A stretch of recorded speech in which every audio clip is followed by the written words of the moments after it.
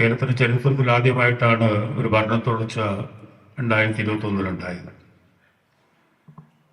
ഞാൻ ഓർക്കുന്ന 20 വർഷങ്ങൾക്ക് മുമ്പ് 2006-ൽ വയനാട് ചരിത്രത്തിൽ ആദ്യമായി 3 മണ്ഡലങ്ങളും ഇടതുപക്ഷ ജനാധിപത്യ മുന്നണി വിജയിക്കുകയുണ്ടായി.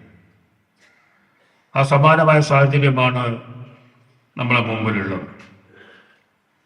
കാരണം വയനാട് ജില്ലയ്ക്ക് വേണ്ടി, ഈ വയനാട് ജില്ല എങ്ങനെയാ വന്നത്? സഖാവ് നായനാർ മുഖ്യമന്ത്രി ആയിരിക്കുമ്പോഴാണ് ഈ ജില്ല പ്രഖ്യാപിച്ചത്. അന്ന് മുതൽ വയനാട് ജില്ലയുടെ പുരോഗതിക്ക് വേണ്ടി ഇടതുപക്ഷ ജനാധിപത്യ മുന്നണിയുടെ പ്രവർത്തനങ്ങൾ നമ്മൾ വിലയിരുത്തണം. വയനാട്ടിൽ മുമ്പ് കാണാത്ത രീതിയിലുള്ള ക്ഷേമ വികസന പ്രവർത്തനങ്ങൾ ഇവിടെ കൊണ്ടുവരാൻ വേണ്ടി സാധിച്ചിട്ടുണ്ട്. കഴിഞ്ഞ 5 വർഷം കൽപ്പറ്റയിൽ അതിന്റെ പോരായ്മയുണ്ട്. ഇവിടെ ജനങ്ങളോട് ചോദിച്ചു കഴിഞ്ഞാൽ ഇവിടെ കൊണ്ടുവന്നൊരു പ്രത്യേക പദ്ധതിയെക്കുറിച്ച് ആർക്കൊന്നും പറയാനില്ല. അതിലേക്ക് ഞാൻ പിന്നെ കിടക്കാം. എന്തുകൊണ്ട് ഇടതുപക്ഷ ജനാധിപത്യ മുന്നണി 3ാമതും അധികാരത്തിൽ വരണം? അതെല്ലാം തന്നെ കുറെ മനസ്സിലാക്കിയ ആൾക്കാരാണ് ഇവിടെ ഉള്ളത്. ആവർത്തന വിരസത കഴിവും ഞാൻ ഒഴിവാക്കുക. കേരളത്തിന്റെ പുരോഗതി എങ്ങനെയായിരിക്കണം? അത് കേവലം 5 വർഷത്തേക്കോ 10 വർഷത്തേക്കോ മാത്രമല്ല, ഭാവി തലമുറയെ വാർത്തെടുക്കുന്നതിലും കേരളത്തിന്റെ സമ്പദ് വ്യവസ്ഥയും സാമൂഹ്യ വ്യവസ്ഥയും ശക്തിപ്പെടുത്തുന്നതിനു വേണ്ടി താൽക്കാലികമായ നടപടികളല്ല ഇടതുപക്ഷ മുന്നണി ഇവിടെ സ്വീകരിച്ചിട്ടുള്ളത്. അത് ഓരോ മേഖല നോക്കി നമുക്ക് മനസ്സിലാക്കാൻ വേണ്ടി സാധിക്കും. ഞാൻ ഓർക്കുന്നത് 1ാം വലിയ സർക്കാരിന്റെ സമയത്ത് അന്ന് ഡോക്ടർ തോമസ് ഐസക് ആയിരുന്നു ധനവകുപ്പ് മന്ത്രി. അദ്ദേഹം ബജറ്റിൽ പ്രഖ്യാപിച്ച നോളജ് ബേസ്ഡ് എക്കോണമി. ആ നോളജ് ബേസ്ഡ് എക്കോണമി എന്ന് പറഞ്ഞു കഴിഞ്ഞാൽ ജനങ്ങളെ ശാക്തീകരിച്ചുകൊണ്ട് അവരുടെ നിലവാരം ഉയർത്തിക്കൊണ്ടുള്ള കൂടുതൽ സസ്റ്റൈനബിൾ ആയിട്ടുള്ള ഒരു സമ്പദ് വ്യവസ്ഥ കെട്ടിപ്പടുക്കുക എന്നുള്ളതാണ്. കാരണം അതിനുള്ള എല്ലാ സാഹചര്യവും കേരളത്തിൽ, ഏറ്റവും നല്ല മാനവ വിഭവശേഷി കേരളത്തിലുണ്ട്.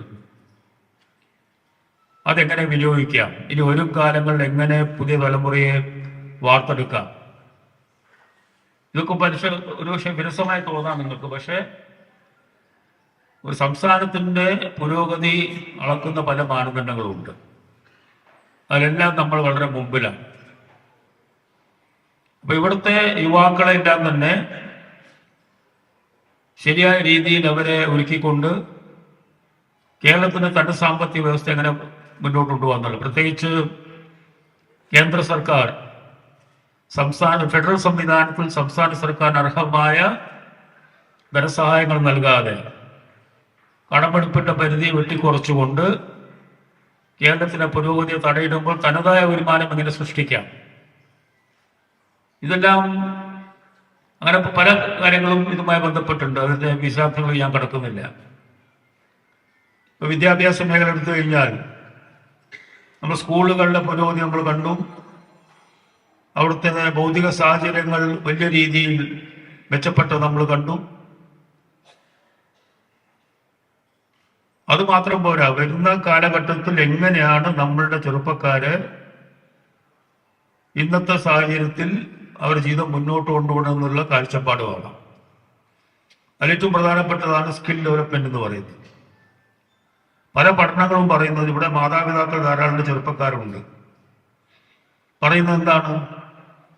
2030 ആകുമ്പോഴേക്കും ലോകത്ത് വരാൻ വേണ്ടി പോകുന്ന 40% തൊഴിലവസരങ്ങൾ എങ്ങനെയാണെന്ന് അറിയില്ല എന്നുള്ളതാണ്. നമ്മൾക്ക് എഞ്ചിനീയറിംഗ്, ഡോക്ടർ, അങ്ങനെ പല നമ്മൾ പറയാറുണ്ടല്ലോ. ഒരു 3-4 വർഷം കഴിഞ്ഞാൽ ഏതൊക്കെ തൊഴിലാണ് നമ്മൾ ലോകത്ത് ഉണ്ടാവുക പറയാൻ സാധിക്കില്ല. ആ രീതിയിലാണ് ആർട്ടിഫിഷ്യൽ ഇന്റലിജൻസ് അടക്കമുള്ള മേഖലകൾ മുന്നേറിക്കൊണ്ടിരിക്കുന്നത്. അതിന് അപകടമൊന്നും അതിലേക്ക് ഞാൻ കടക്കുന്നില്ല. ഇവിടെ പറയുന്നത് എന്താ? കേരളത്തിലെ ചെറുപ്പക്കാർ വിദേശത്ത് പഠിക്കാൻ വേണ്ടി പോകുന്നു, അവിടെ ജോലിക്ക് വേണ്ടി പോകുന്നു. എന്തുകൊണ്ടാ? അത് വളരെ കാലമായി ഈ മേഖലയിൽ വേണ്ട പുരോഗതി കൈവരിക്കാൻ സാധിക്കാത്തതുകൊണ്ടാണ്. ഇവിടെ പുതിയ യൂണിവേഴ്സിറ്റികൾ വരുന്നു, ലോകോത്തര നിലവാരമുള്ള പഠന കേന്ദ്രങ്ങൾ ഇവിടെ വരുന്നു. അവിടെ പഠിച്ച കുട്ടികൾ അവരുടെ കഴിവുകൾ വളർത്തിയെടുക്കാൻ അവിടെ സാധിക്കും അവർക്ക്. അതുപോലെ തന്നെ അവരുടെ സ്കില്ല് ഡെവലപ്മെന്റ് അതിനുള്ള പദ്ധതികൾ വരുന്നു. ഈ സർക്കാർ ആദ്യം അധികാരത്തിൽ വരുമ്പോൾ കേവലം 500 ചില്ലാനും സ്റ്റാർട്ടപ്പ് ഉണ്ടായിരുന്ന 7000-ലേക്ക് എത്തി. 75,000 ആൾക്കാർക്ക് തൊഴിലെടുക്കുന്നു. ലോകത്തിൽ തന്നെ വലിയൊരു സ്റ്റാർട്ടപ്പ് മേഖലയായി കേരളം മാറിക്കഴിഞ്ഞു. അപ്പൊ നിരവധി ചെറുപ്പക്കാരുടെ അവസരങ്ങൾ അവിടെ വരികയാണ്. അപ്പൊ ഇങ്ങനെ പുറത്തേക്ക് പോകുന്നത് നമ്മളുടെ ബ്രെയിൻ അതായത് നമ്മളുടെ ഇവിടെയുള്ള കഴിവുള്ള ആൾക്കാർ പുറത്തേക്ക് പോയി നമ്മളത് എങ്ങനെ ബാധിക്കുന്നു, അതിനെങ്ങനെ തടയിടാൻ സാധിക്കുക, അതിനുള്ള സാഹചര്യം അവിടെ ഒരുക്കുക എന്നുള്ളതാണ്. കുട്ടികൾക്ക് നല്ല പഠനം ലഭിക്കണം, അവരുടെ കഴിവുകൾ വളർത്തേണ്ടതായിട്ടുണ്ട്. അത് കഴിഞ്ഞാൽ ജോലി വേണ്ടേ, അതിനുള്ള സൗകര്യങ്ങൾ ഒരുക്കണ്ടേ. ഇപ്പം ലോകത്തിലെ ഏറ്റവും മുന്തിയ ബിസിനസ് സ്കൂളാണ് ഹാർവർഡ് ബിസിനസ് സ്കൂൾ. അവിടെ പഠിച്ചിറങ്ങിയ 40% വിദ്യാർത്ഥികൾക്ക് നേരിട്ട് റിക്രൂട്ട്മെന്റ് കിട്ടിയിട്ടില്ല. അവിടെ മാത്രമല്ല, ലോകത്തിലെ പല യൂണിവേഴ്സിറ്റി. എന്താ കാരണം? ഇന്ന് വലിയ MBA സർട്ടിഫിക്കറ്റ് അല്ല ആൾക്കാർക്ക് ആവശ്യം, ഇവരുടെ തൊഴിൽ നൈപുണ്യമാണ് ആൾക്കാർ സ്ഥാപനങ്ങൾ ആവശ്യപ്പെടുന്നത്. ആ രീതിയിൽ കേരളത്തിൽ വളർത്തിയെടുക്കണം. അതിനുള്ള വളരെ ദീർഘവീക്ഷണത്തോടുള്ള കാൽവെപ്പ് കേരളം നടത്തുന്നുണ്ട്. ആരോഗ്യ മേഖല അതും അതുപോലെ തന്നെ ഇപ്പം അധികം ആശ്രയിക്കേണ്ട കാര്യം. പണ്ടൊപ്പം ഒരാൾക്ക് അസുഖം വന്നു കഴിഞ്ഞാൽ താൽക്കാലികമായ പല കാര്യങ്ങളും ചെയ്യാൻ സാധിക്കും. MLA കാണുന്നു, മുഖ്യമന്ത്രി ദുരിതാശ്വാസ നിധിയിൽ നിന്ന് പണം ലഭിക്കുന്നു.